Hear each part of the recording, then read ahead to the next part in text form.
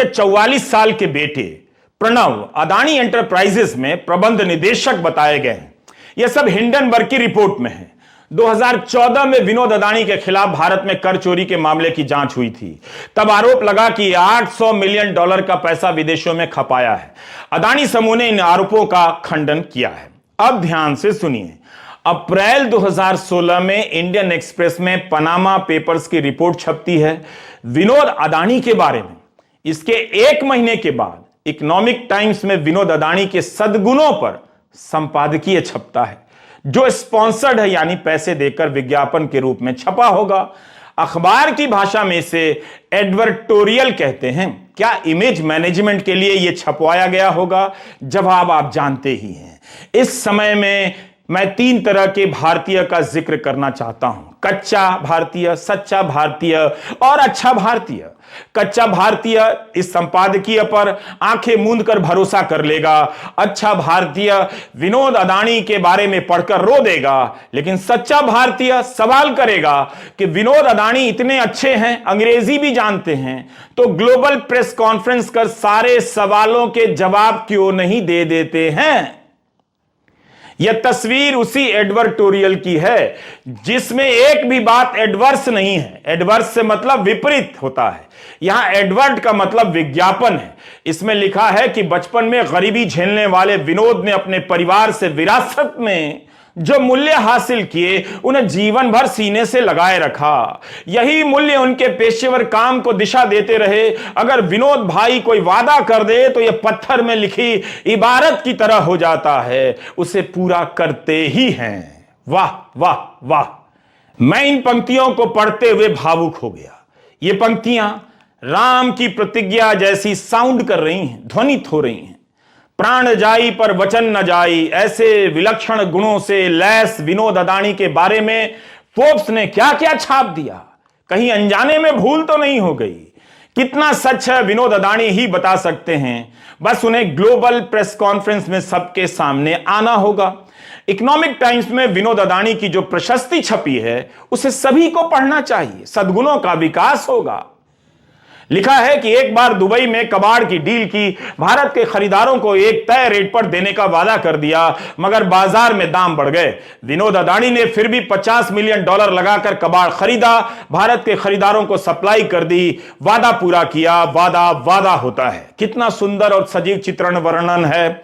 बस यह नहीं लिखा कि कबाड़ के धंधे में वादा पूरा करने के लिए पैसा कहां से आया, किससे लिया। अखबार ने लिखा है कि 8 महीने बाद जब बाजार में मंदी आई, दाम गिरे, तब विनोद अदानी इस घाटे से उबर पाए।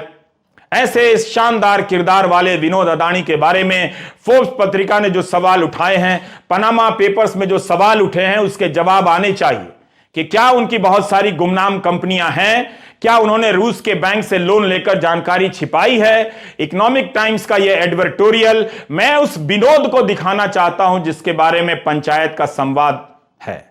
देख रहा है ना विनोद को? इकोनॉमिक टाइम्स ने एडवर्टोरियल में आगे लिखा है, जो मैं बता रहा हूं, कि विनोद भाई को किताबें पढ़ने का बहुत शौक है। कारोबारी पत्रिकाओं को पढ़ना पसंद करते हैं। उनकी पत्नी रंजनबेन अदानी तरह तरह के विदेशी पकवान बनाने का शौक रखती हैं। जैन सामाजिक समूह में काफी सक्रिय हैं और महिलाओं से संबंधित कार्यों में हिस्सा लेती हैं। परिवार ने करोड़ों रुपए दान में दिए हैं और कभी किसी को यह बात नहीं बताई। विनोद अदानी और रंजनबेन अदानी को योग में दिलचस्पी है। हमेशा विनम्र रहने वाले विनोद अदानी दूसरे व्यक्ति की बात को सुनते हैं, समझते हैं, उसके अनुसार मदद भी करते हैं। मगर फोर्ब्स पत्रिका लिखती है कि विनोद की कंपनी को ही लोन देती है। क्या गुप्त रूप से अपनी कंपनी को अपनी दूसरी कंपनी की जेब से मदद करना भी विनम्रता है? आप भी अगर अपने बारे में ऐसा कुछ भी छपवाना चाहते हैं तो किसी भी अखबार से संपर्क कर सकते हैं। बस उसके बदले आपको विज्ञापन देने पड़ेंगे। अदानी पर दुनिया भर में गंभीर आरोप लगे हैं।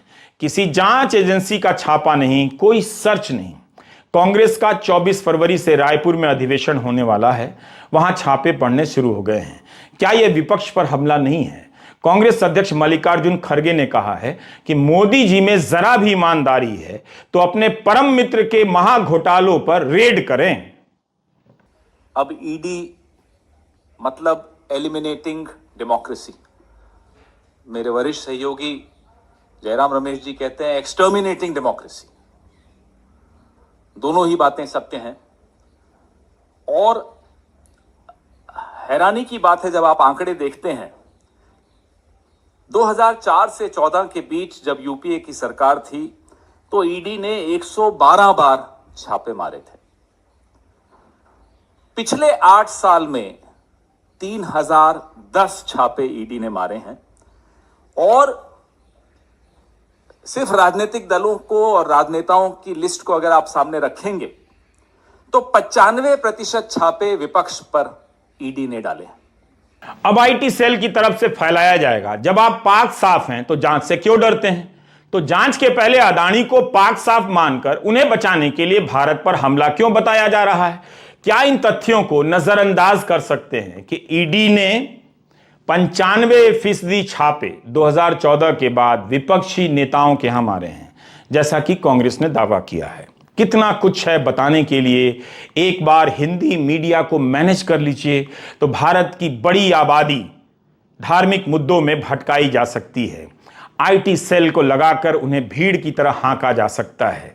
आपको ही सोचना है, आपको ही समझना है। नमस्कार, मैं रवीश कुमार।